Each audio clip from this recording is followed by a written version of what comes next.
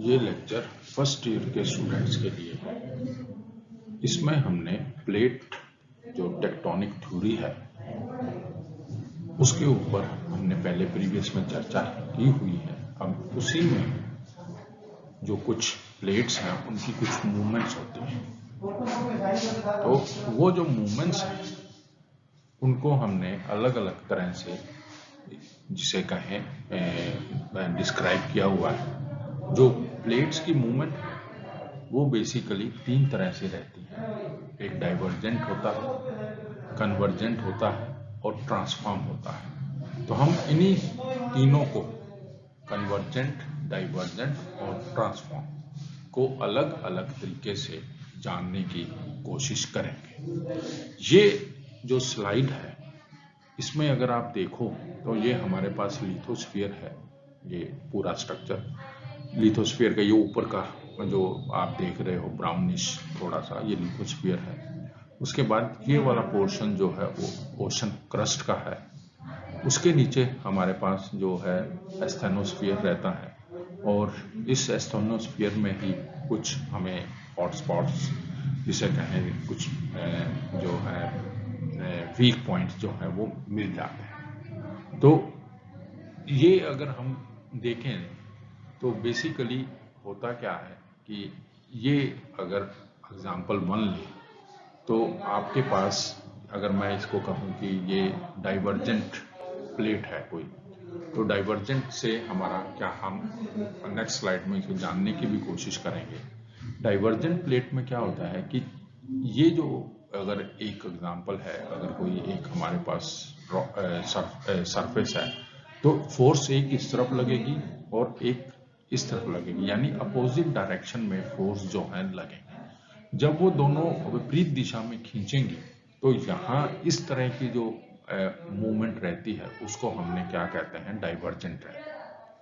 Convergent में क्या होता है कि हमारे पास ये सरफेस है, ये फोर्सेस हैं, वो फोर्सेस एक जगह पर आती है, यानी पहले वाले में विपरीत थी, अब वो एक साथ एक जगह पर आती है। जब वो एक साथ आती हैं तो हम उनको कन्वर्जेंट प्लेन कह देते हैं। इसी तरह से ये एक सरफेस है।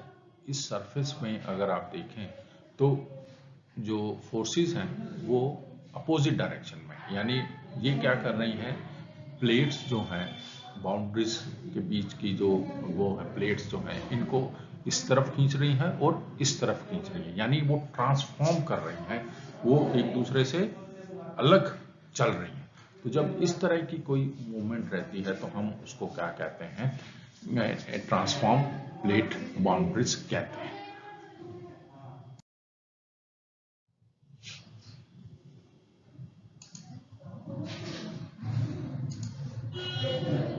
तो प्लेट जो बाउंड्रीज हैं उसमें मैंने अभी जो आपसे किया, plates move away from each other, यानी जो अगर दो प्लेट्स हैं वो एक दूसरे को विपरीत खींचती हैं तो उसकी वजह से new crust is being form, यानी जो कोई ऊपर का जो पोर्शन है, जो क्रस्ट है, वो क्या हो जाता है, एक नई उसकी क्रस्ट की जो है फॉर्मेशन उत्पन्न हो जाती है।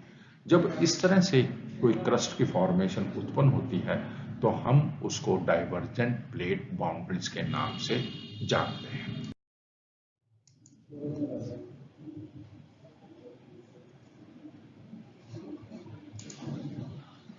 डाइवर्जेंट प्लेट बाउंड्रीज के एग्जाम्पल, इसको हम समझने की कोशिश करते हैं। वर्ल्ड मैप में अगर आप देखो तो हमें पता चलेगा कि डाइवर्जेंट प्लेट का जो एग्जाम्पल है वो कहाँ कहाँ है। पहला एग्जाम्पल अरबियन पेनिसुला, ये वाला जो पोर्शन है ये अरबियन पेनिसुला है। इस तरफ आपका अफ्रीकन कॉन्टिनेंट है, यहाँ इसके बीच में आपके पास रेड सी का एरिया है।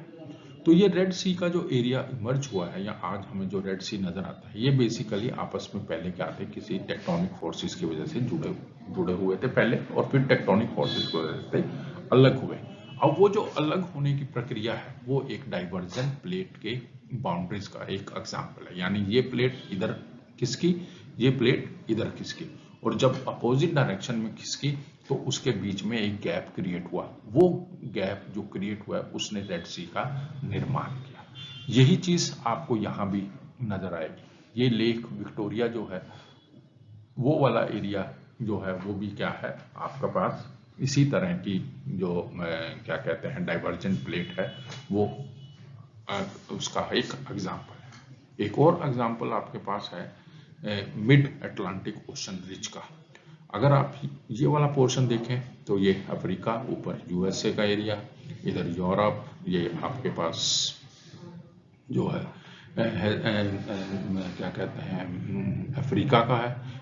ये इसके बीच में जो पोर्शन है वो क्या है, एक रिज है, यानी पहाड़ों की उत्पत्ति हुई है।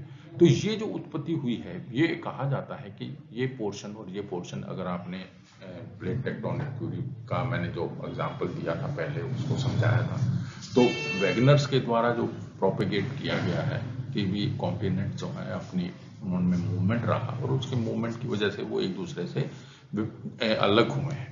तो उसी में ये पोर्शन अगर देखें तो ये डाइवर्जेंट का एक एग्जाम्पल है, जिसमें जो रिज है, रिज यानी पहाड़ जो है, उसकी उत्पत्ति क्या है, वो डाइवर्जेंट प्लेट बाउंड्रीज का एक एग्जाम्पल है।